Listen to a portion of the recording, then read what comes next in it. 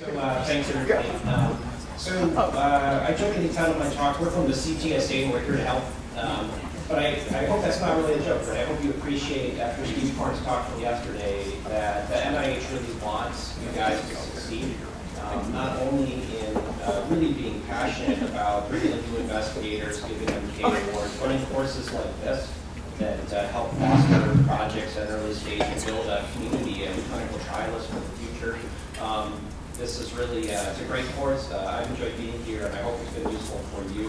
And what I'd like to do in the next 45 minutes, or hopefully less, is to talk about CTSAs. Not everyone here has a CTSA, and I have a slide that if you don't know, I'll tell you if you have a CTSA or not. But talk a little bit about what the CTSA can do to help you with your scientific career.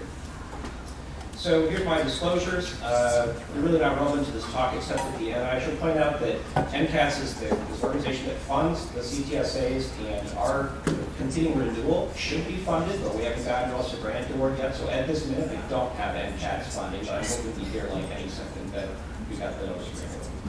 So raise your hand if you know what a CTSA is. That's pretty good. Raise your hand if you have a CTSA institution. You can see later if you're right. And have you used CTSA services? Okay, some of you. Do you consider yourself a community-engaged researcher, or have you done community-engaged research? Okay, got a little lower there. So here's a picture of the CTSA consortium. This is from 2014. The latest round of reviews is in. The NOSA grant awards, as I said, are on their way out. There is going to be some slight changes.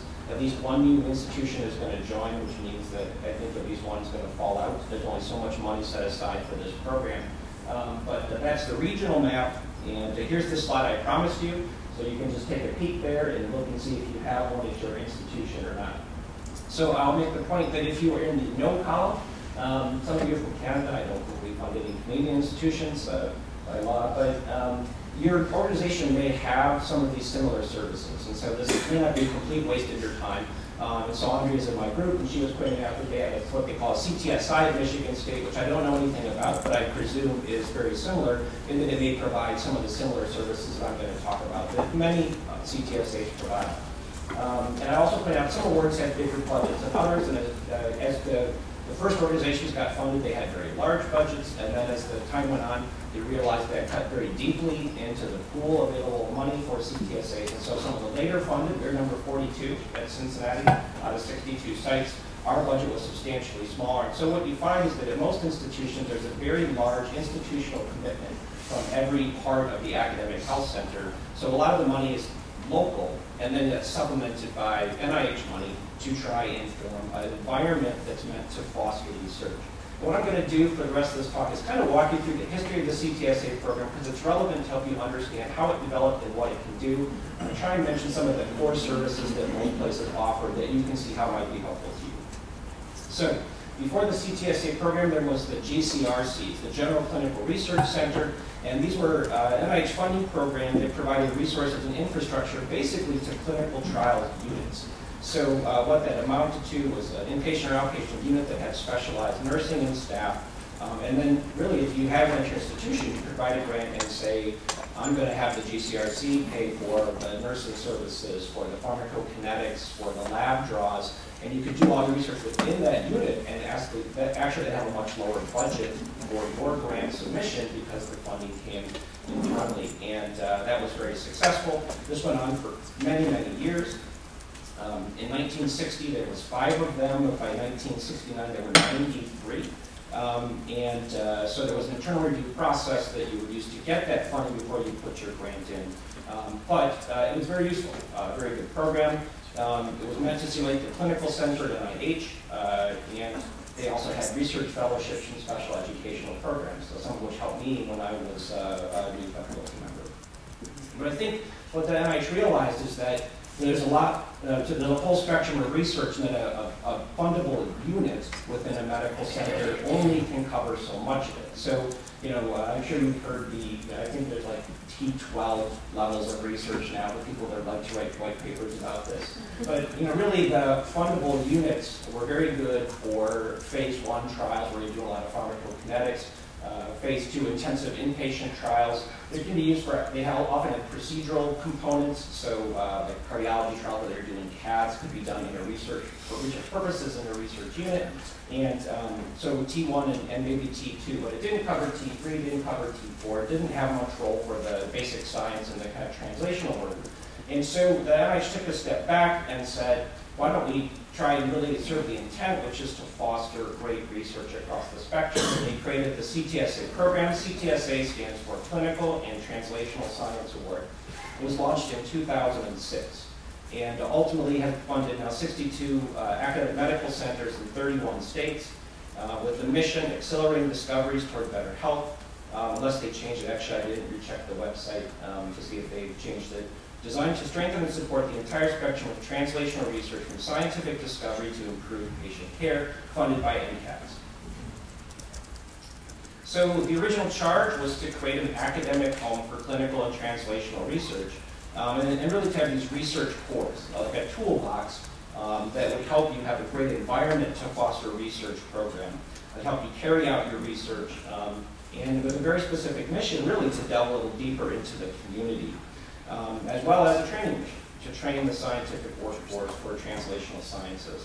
So I'm going to have some abbreviations in this slide, and if you see an abbreviation that I don't spell out in words, you should call me out. I help run our CTSA mission locally. The CTSA is plagued by way too many acronyms, like AHC, stands for Academic Health Center. If you see one, shout it out, and I'll tell you what it is. And I think that's actually my most important job, and ours is to, when people start talking in acronym speak, to call them out on it, so that it's like learning a new language. And that's one of the barriers, actually, to CTSA use. At our institution, we surveyed our own people who've been funded by the CTSA. They didn't know what it was. So I'm not kidding, that's a very big problem with these. So anyway, but the idea here is to fund the entire academic health center and break down silos. So a lot of these are based in the College of Medicine, but it's meant to really enfranchise the entire academic health center, nursing, allied health sciences, out into the community and so on. All focused on health, right? But to enfranchise anyone who might be trying to contribute to improving health. So in the original grants from the first round of submissions, really through the whole first funding cycle, there was core elements that were required. And in highlight, you had to have biomedical informatics and you had to have community engagement. So these were two relatively, I'm not going to say new, but topics that I think were probably underrepresented at most major academic health centers. So what did UC stand for? UC stands for University of Cincinnati. So these are the ones that we put in ours. And so throughout the talk, I will be using a lot of what we do just because it's what I know, right? And where I know other things, other places, I'll mention that. A lot of things we do are very similar. There's a great deal of similarities, but certainly there's great things other places. I just don't know what everyone does across the entire country. So thank you, Laura. So other than the two required cores, you can see the other cores that most of them have. Everyone really has biostatistics, epidemiology, and research design called the BIRD. The GCRC was called the Clinical Translational Research Center, and that's for something else now, which I'll tell you later. But really, pilot studies is a common thing really across all the CTSAs. Regulatory knowledge and support, that's very helpful, again, a common theme. And education, training, and career development. I think every CTSA basically has these cores.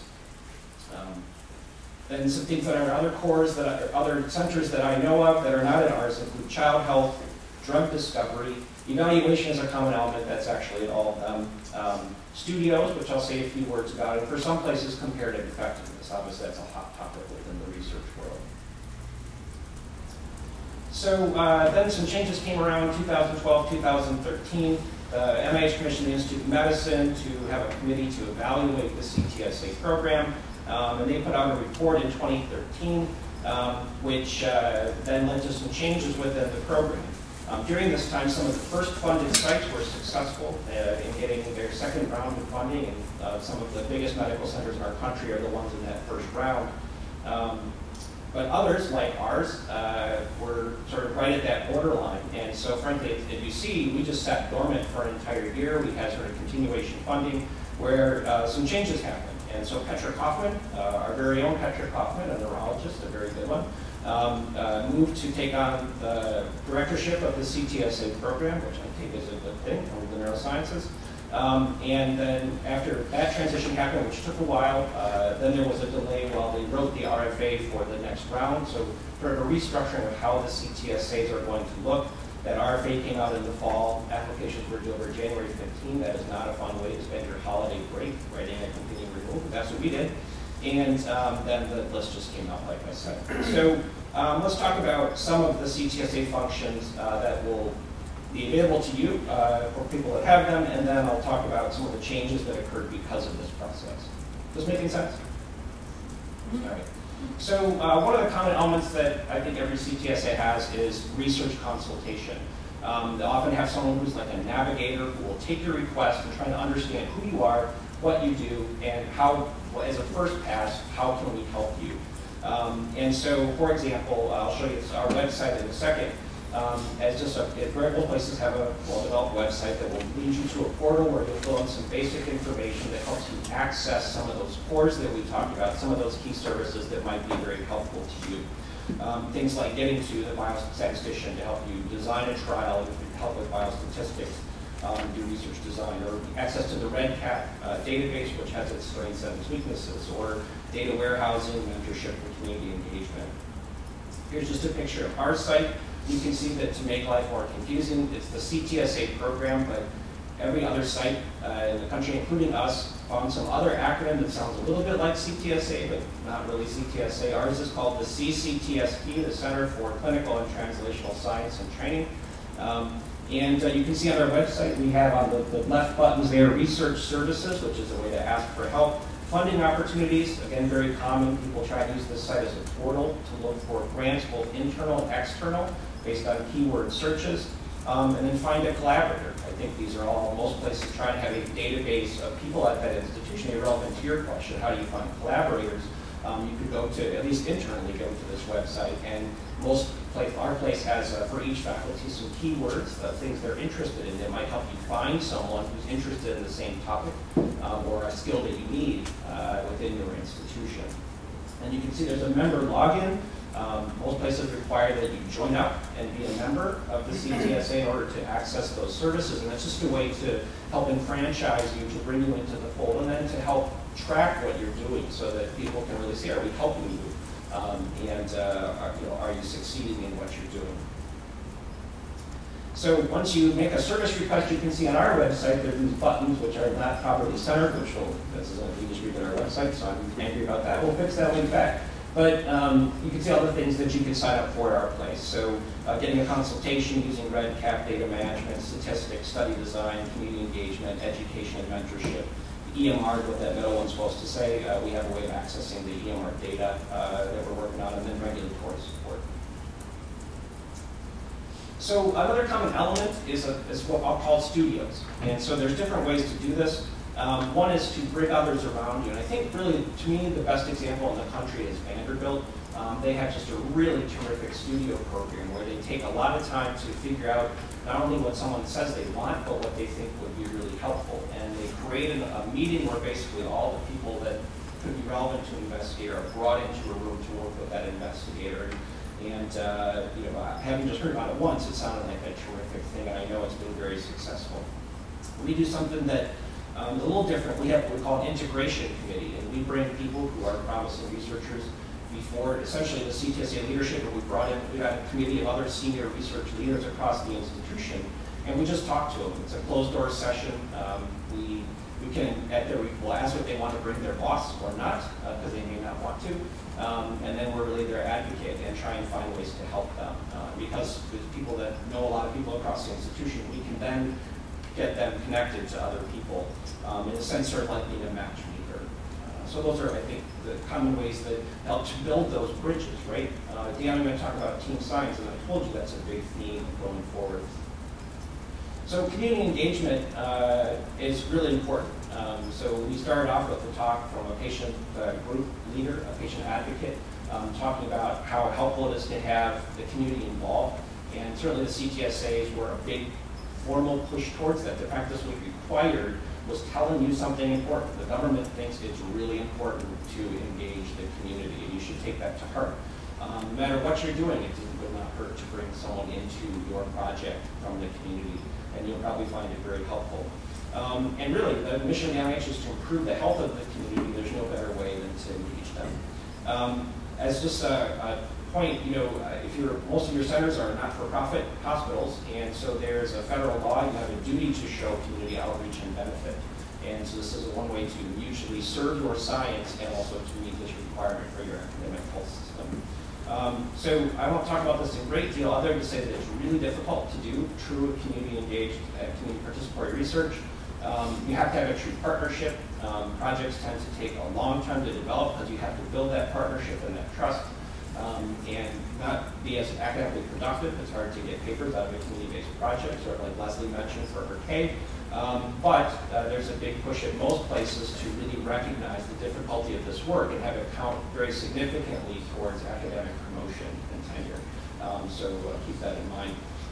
And most CTSAs have something like what we have. We have something called the Community Leaders Institute, where we train community members how to engage with health researchers and community health organizations to help get grants. And then community health grants, which is really a way to help build partnerships and fund pilot projects that can go on to further funding. This, by the way, that may sound like something that maybe it works, maybe it doesn't. The first round of community health grants, Community Leaders has leveraged $3 million in grant funding in 5 years. So it's not hard to do. It's actually really something that can grow very quickly. Another common element would be some form of career development or a K club. And whether you have a K or not, it's not so restrictive that only people wanting a K or with a K can participate. That's really not true at our place, and I'm sure it's not true at yours. So it's a great chance to build your network with your peers, just like Karen and I are peers, even though she's older than me. So, but it's a way to often bring people who have gone down the path a little further, who can help to guide you. And to Will's point, your peers are going to be some of your most powerful mentors and have some great ideas for you if they're not your direct collaborators. So again, membership is important because you have to be a member to join up with these things typically, but the K Club can be a great opportunity to help you transition to ours in particular. The way we do it is that we have people come in and give small talks. We have the people in the club present their K proposals or their R proposals, kind of like the elevator speeches, and get feedback from the group of peers, including some senior leadership. That's invaluable. Better to get your grant beat up locally before it gets beat up at peer review. Again, just a word about membership is that other things that are useful about that is getting the scheduled events, like when the K Club meets. So very important. This is just, when you sign up for membership, I put in a snapshot from our website. So it says here, skills and expertise. And this is where you enter your keywords that help you build collaborations across the institution. And then you have this sort of research database. So that's one of my ENT colleagues who you can easily find in our research database. So I think it's pretty self-explanatory what you might get from BIRD core, biostatistics, epidemiology, and research design. But ours we call Research Central. It's very similar to what every site seems to have, where you can get help with any one of the things you see listed here. So I'm not going to read that to you. But a lot of things you're working on here, you can probably get local help with as well. In terms of biomedical informatics, there's certainly data warehoused into your organization, and being able to tap into your EMR is a very valuable skill as you're thinking about how you might identify patients for clinical trials. And so you might want to look and see what opportunities you have locally. So they have access to databases. They can help you with that. They can help you build databases, manipulate databases, and help you with your informatics needs. Also, most places, because it was a big initiative, have developed education programs in bioinformatics. If you don't know something about this, you should. I'll just tell you, big data is here to stay, and being able to tap into data is very, very important for research. I'm not going to talk too much about REDCap. It is just one sort of CTSA favorite way to collect data. There's certainly weaknesses to it. It's not a perfect system, but it is a very good system. It's a web-based database that's HIPAA compliant. It meets all federal regulations for security, and it's a way that you can have data entered and stored and then exported out easily for statistical analysis. So pilot grants, almost every CTSA has these, and they can be invaluable, right? As you're writing your projects, you should be simultaneously, as you think about your NIH submission, you should be saturation bombing. You should be sending them to foundations. You should be having small-scale projects sent to pilot awards like this. Any award you get to help build your scientific portfolio and gather additional data is valuable. And so every dollar counts. So even though our budget's not that huge as site number 42, we spend a very large proportion of it on pilot grants because it's so important helping new investigators. So something to think about.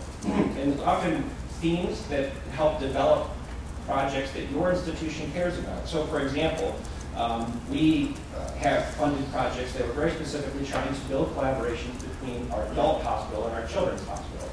Again, sort of building some ties across that in a health sector. Or translational work, where you have to have a basic scientist and a clinical scientist working together to get grant funding. There's a requirement for, so there's themes, right? And that'll tell you what's important at your institution. And this is just a slide that shows some of our very first pilot awardees where we acquired multi-institutional support. We started to build these networks where you can see the lines connecting people across academic institutions. So regulatory knowledge and support. I don't know about you guys, but this is not my favorite topic within research, but it is so crucially important. And it's nice to know that you have people at your institution, no matter where you are, whether you have a CTSA or not, they can help you, and you need to find them and take advantage of them. Certainly there's experts at your institution with regard to IRB submissions, working with the FDA, IDEs, and other regulatory issues. Often what places have done, and we're certainly part of this, is work on IRB consortia to help with multi-site review. In our city, we're been successful at having a memorandum of understanding, so if you wanted to have all the hospitals in our city, you only have to apply to one to get approved across the city, which is very time-saving. There's other things. Our regulatory core has tried to take on some hot topics, and I'm sure there are hot topics in your cities too. How do you handle biobanks and biospecimens? How do you handle electronic medical records and access to them for research purposes? So this is developing both topics within research, biomedical research, and so certainly your local experts can be very helpful in developing what you need for your protocols. At our place, you can do city training once and it counts for everything except the VA. The VA is always a little different. But that's kind of nice if you're doing research that spans other institutions to have sort of a centralized training. And most places use city training, but you have to rely on what's necessary at your place. The Clinical Translational Research Center, again, was what the GCRCs were. We have, I listed what shows on our website, we have 2 or 3 sites where we can bring patients in. The core services there are biochemistry, behavioral science, body composition, bionutrition, and so on. In addition, what the CTAs have mostly done is, in addition to having a still unit where you can bring patients in for things like PK studies, they also will do sort of what we call a scatterbed approach, meaning that if you're doing a study where patients are hospitalized as part of their routine care, we can provide nursing support to go out and do studies at the bedside, which may be useful for your research. And so the CTRC is also meant to be, at least in our original submission, was where we really focused on subject recruitment and retention, which again is invaluable for your project. So I will bring up that there's certainly registries at your place. There are attempts to have a national registry. The CTSA really has pushed on one called Research Match, which is a way that, who has seen Research Match? That's horrible. So please look at it. I would advise you to sign up for it. So it takes about, I'd say 3 minutes to sign up just to be a subject. If you have a disease, you will enter your disease. If you don't, you would be essentially a normal control. Then you're in the database, which last I looked had well over 15,000 people, and I haven't looked probably in 9 months. So it is a national repository. If you sign up as an investigator, I can punch in, I want to look for patients who have had a stroke within 60 miles of my institution. It takes about 5 minutes to sign up for that part, and I know instantly how many there are. I can put in varying distances. There's a way that if you sign up with a study, I just happen to be the research match liaison at our place, so as an investigator, if I was looking for patients for a stroke recovery study, all I have to do is sign up. It takes about 5 minutes. I have to provide a copy of my certified IRB that's still up to date, and then a brief description of the study, usually about 3 sentences, and it's sort of like dating, right? Like a dating service. So patients who are signed up, if they have the disease of interest, will receive an email saying there's a study that you might be interested. If you are interested, press this button, and then a connection is made where you can start emailing back and forth with that patient. Even if you never get a patient, why would you not spend about 15 minutes signing up for this? So that if you get one for any one study in your entire career, you just got one bonus. It's almost no work, and I would urge you to think about signing up as an investigator and supporting efforts like this. Because what's tragic is when people want to be in a study and they don't get asked. So, do you have a question? Yeah, do you have to clarify that with your IRB as a recruitment site, like a method of recruitment? Because this is very widely accepted. Your IRB already, you're a CTSA at your institution. Your IRB already knows about this and has enrolled many patients, and they're going to approve this instantly. Yes, you should check with your IRB. You should always check with your IRB with anything that might involve direct touch to patients. But this is very widely accepted. It's a checkbox in the application process. Yes. And most places it is now. So it's a national. There's other ways to do this, but this is a nationally approved method. So freebies, take advantage of that. All right, and research education. So I'm going to say a few things about what we do at UC, but they're the same everywhere, right? I mean, we offer a master's in clinical and translational research that people can do during a fellowship during their clinical years. But every place has something like this where they're trying to teach people how to be researchers, whether it's a few courses that you take to add your skills, whether you get a master's degree. I don't think it matters.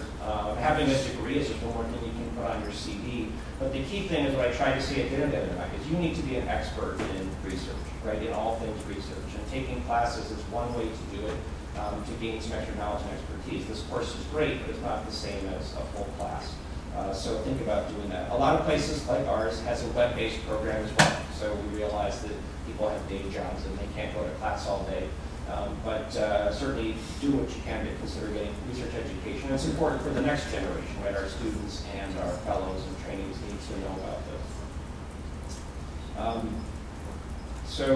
Most places do this at multiple levels, including down to college and high school students, right? Certainly health professional students need to develop their skills as well.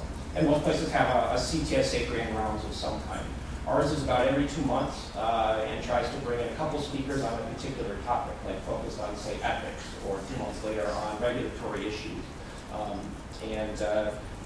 Good speakers that have interesting things to say. So look at what's at your institution and see.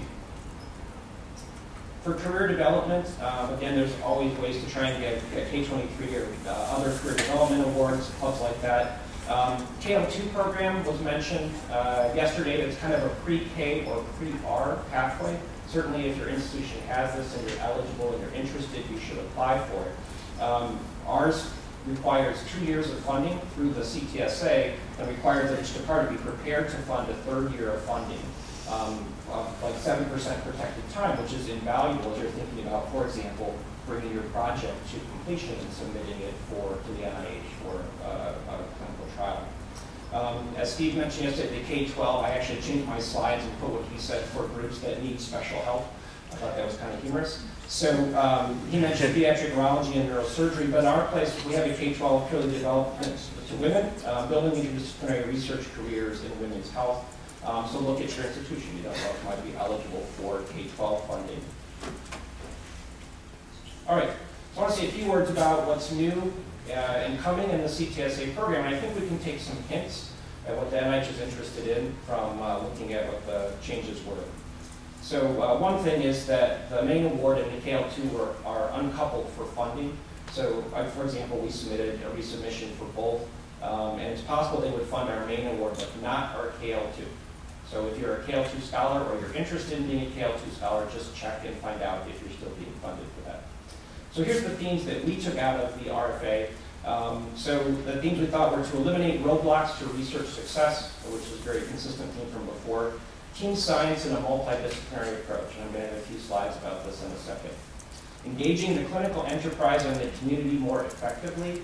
I think in the background there was an undercurrent of we need to drive clinical trials, and the CTSA should engage with the community academic health center to drive those clinical trials to completion. And that includes things, Petra was very engaged with the clinical trial networks at the NINDS, and has a very strong bias towards saying we need to have fast startup, we need to have excellent recruitment, we need to have better recruitment, we need to have better retention, and we need to drive successful clinical trials through to completion. And to that end, the RFA mentioned CTSA networks, including the CTSA support centers. And I mostly quoted what it said in the RFA. The object of the planned CT support centers and the network they will create is to streamline the implementation of clinical research. The network is intended to assure the broadest access to any new therapies for patients by carrying out trials derived from partnerships between NIH and industry, foundations, or academia. So that's kind of a new mandate that will be coming forward. Since we haven't even gotten funded on this next cycle yet, we haven't had much discussion on what this is going to look like, but that's coming. And that's an important theme to think about. So this is a nice slide that shows the team sizes for publications in science and engineering from years 1960 through 2015. So you can see across the bottom line is the axis of year. On the right is the number of authors. And so what you might want to pay attention to is the blue line on top is one author. But notice there's two lines on the bottom that seem to be gathering steam and are relatively new. The red line, if you can't read it, is publications that have 101 to 1,000 authors. So you can see that there's about 1,000 of those per year in the year 2015. And then the green line, starting at about the year 2000, is publications that have more than 1,000 authors. So that's over 100 in the year 2015. So now I would argue that actually, who has been on the paper with more than 100 authors? Okay, genetics? Are they genetics? One author per patient. Well, for big data helps to solve questions, right? You bring a lot more power. And so, for example, in genetics, we've had formed these genetics consortiums around diseases that often have big groups, people who have taken the time to collect genetic subjects in a group and then pool them for analysis, get included in papers. That's how I got on a paper with more than 100 authors.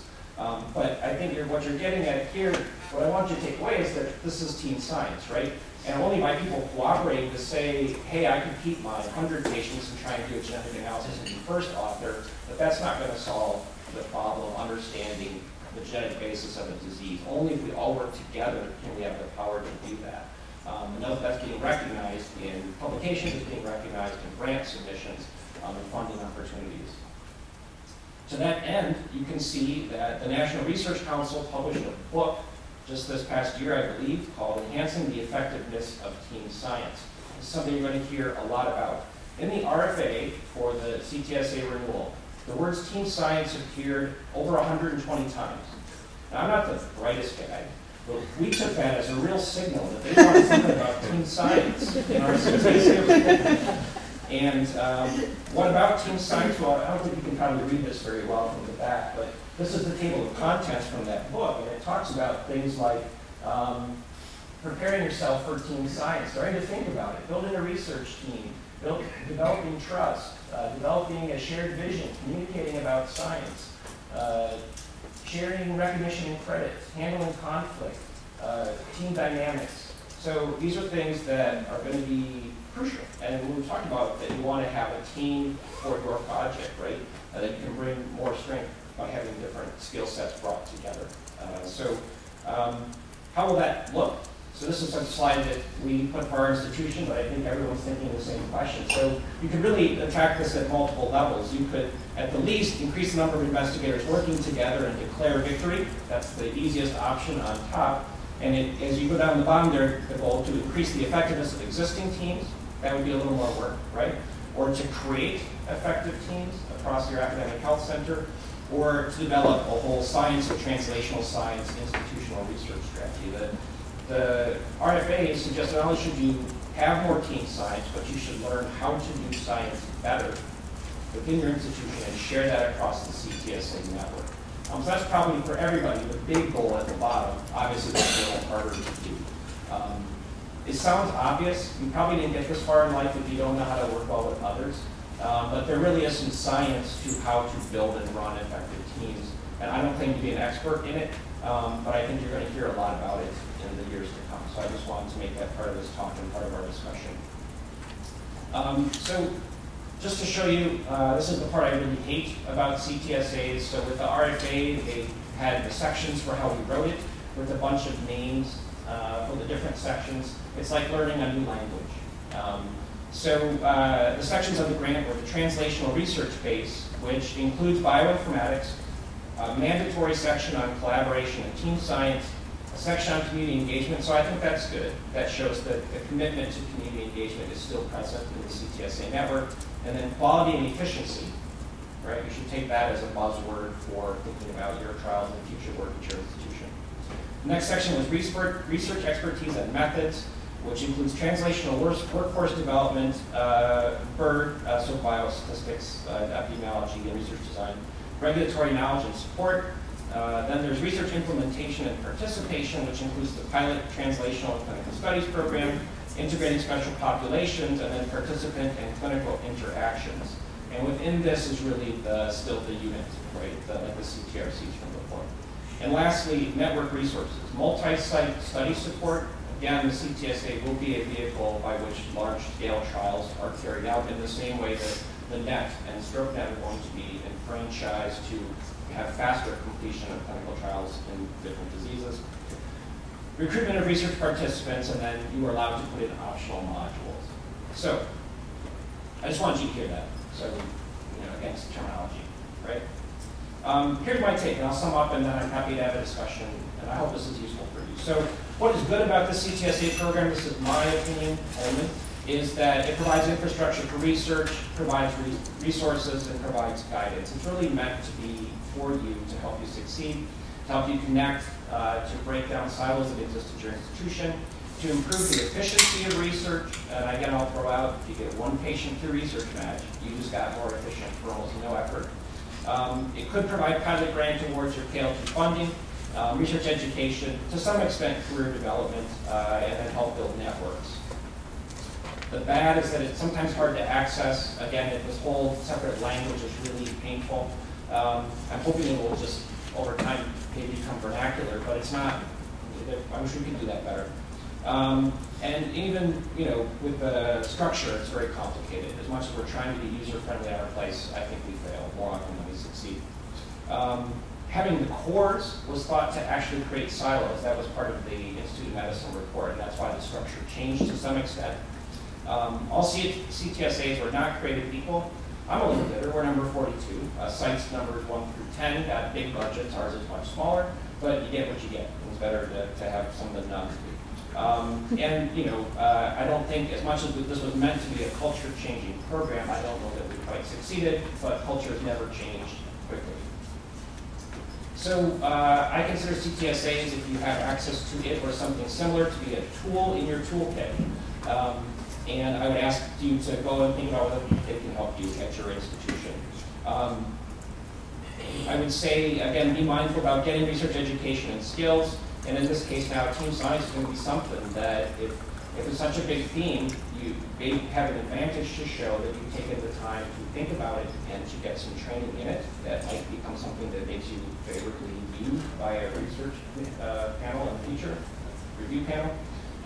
Develop your research careers, and then, importantly, find some balance and stay happy. I hope we haven't killed all your morale with this 4-day marathon. This is actually fun, and when you hone your protocols where you think that, oh my God, this is really exciting, that's when the fun starts, right? That's what you want to get to. What we're hammering on you with this protocol development, so that when you reach that point, you're going to get super excited about your grant and maybe put yourself in the weird position of enjoying writing a grant application because you're so excited about your work. I'll leave you some thoughts. There's no substitute for mentorship. Great collaborators. Teams do better than lone wolves, and hard work. And I wish you all the best. I'm happy to take your questions, and there's my email address if anyone wants to send me questions or concerns later. So thank you.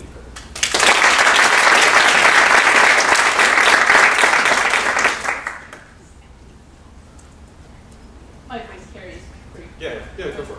All right. So for those individuals who don't have the good fortune to have CTSAs at their institutions, or if their CTSA doesn't offer that particular service or doesn't have the expertise. How reasonable is it to reach out to a different institution than the one you belong to get help from their CTSA?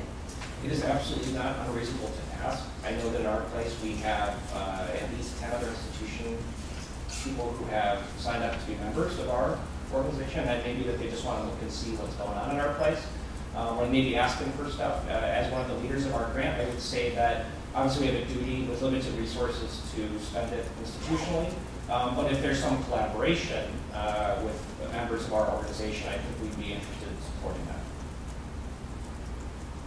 It's up to you what works for program officers, it depends. I have a question about team science. So I'm 100% on board for collaborating and sort of enriching your scientific question with as many papers as possible. I think the question comes from in thinking about tenure or thinking about getting your first independent grant as an R. So how is, if you're sort of in a network or in a group, how do you show that you also have independence and you also have sort of your own shops, particularly if you're publishing as a second author or a last author, how do you see that? Well, so hard question, right? I think the times are changing though. I'm giving you my 2 cents for what it's worth, and then realize it's just my 2 cents and you should think about what's happening in your institution. I think that it's incredibly frustrating to go to these conferences and hear people talk about you have to be breaking away from your mentor, you have to divorce your mentor, and get a whole new team to prove you're independent. I think you want to do what makes you happy and what drives your science. And I came from a place where I trained as a fellow, and then I stayed on as faculty, and I didn't divorce my mentor. And I did good science and got funded, and my science went faster because I was surrounded by great people who helped me. I have never written a grant or a paper that wasn't made at least twice as good by the people around me. And if I would have divorced them all and started over, I would not be nearly as far as I am now. So I think this whole divorce your mentor thing is completely overrated. I think the fact that you're seeing things like multiple PIs, which can bring great value and are more and more accepted and absolutely count for promotion and tenure, unless if they don't, they will at your institution, I promise you. The world is changing. And this is a big deal, right? That's kind of why I wanted to say that after the first talk, was that when they're publishing whole books about this and mandating it in the CTSAs, some of the most successful research organizations in the country, clearly team science matters. And it's, we're in the process of changing all of our RPT criteria across the academic health center. That was like the first project that we knew we had to take on based on this mandate on team science. Does that answer your question? Anyone else want to comment on that? I mean, as a chair, I will tell you that I tell faculty all the time, do good science, be part of teams, and succeed, and that will be common. So I would totally agree with Brett's comments, and I would just say every institution is different. So you've got to go back and figure out where your institution is in this transition, because some are pretty far and some are pretty far back. And you've got to make sure that you're individually successful, but I totally agree, this is where the future is going to be. We're all going to get credit for team science. So I haven't had much luck getting pilot grants from the CTSI and UCLA. How competitive are they generally? I'm sure it varies a lot across different institutes, but like at UC, how is it? It depends on the grant. We have certain themes that we push, as you saw on our slide. It's like it came from our place. And we have a limited pot of money, and we have certain themes we really push. So we may put out an application where we can fund 3, right, per year, and there may be 30 applicants applying, which is like the NIH. But it really depends. I mean, I think there's no way to know. I truly believe that writing the best science wins, and saturation bombing helps. If you're a project you like, you should send it to anyone that would fund it, because someone will. Does that help at all? It depends. I'm just going to keep saying that. I mean, I think one of the ideas of this course is that potentially in terms of the pilot type studies, the development process you've gone through in this course would give you a leg up on those mechanisms should they be appropriate to the design that you are doing. If you come in with a design that came out of this, I mean, again, you've seen the variability of the stuff applied to the pilot grant program at Cincinnati. Something that has gone through this process before getting fed into that process is likely to fare fairly well. I'll give you an example. So at our place, one of the tensions is there's Children's and there's UC. And Children's is a powerhouse in Cincinnati. If you go to the city, you'll see that they're the third best children's hospital in America. It says so on every billboard that you have. UC is not the third best academic health center in America. And so we're very sensitive to our rebalancing the money. But best science wins. And so there's more grants from Children's than from UC. Every children's fellow has to get a master's in clinical research as part of their fellowship. Their grants are better than the grants from UC. Training matters. So, I think, as Will's saying, this course will help you. The Children's Hospital has a much nicer cafeteria. Not sure. All right, other questions? Or comments? Are you going to ask a question? That's a question. It's actually a question for Brett to comment. It goes back to the team science thing, and I think what is probably a challenge for the students in the course, and that if you're involved in team science on projects you're leading and you have teams, there's lots of advantages to team science. There are also lots of personalities and egos that you're dealing with in team science. And where I've seen that get tricky with like a junior investigator maybe leading a project with a big team is you get into authorship issues and publications. I'm wondering if you could comment on like how to manage things like that as you're trying to build teams. And you have to address those issues, but you want to do so in ways that you keep the team intact and don't blow it up when it gets to that. Yeah, and I think that being transparent about what people will get out of a project is really important, right? So sometimes that's an awkward conversation and it feels uncomfortable, but I think if you're just completely transparent about things that, but willing to share, right? You have to be not disingenuous about it. You have to be very earnest. And if you're going to be running a team, you have to try and have every member of the team succeed and feel like they're fulfilled by the project, whether it's that they're enjoying what they're doing, that they're spending their time the way they enjoy it with good pay, whether they're getting academic productivity, what have you. I think if you're the team leader, there's certain things you should expect that you may lead on one or two key publications, but you have to be very willing to spread the wealth. And the fact that you don't have to be first author on everything to succeed in this sort of era of team science is probably really an important part of that. Is that what you're getting at? And I think we talked about in our group that having a policy about publications going into a group clinical trial, really important, just so that there's a process in place. Everyone's got to follow the rules, and then fair is fair. That's what I always say.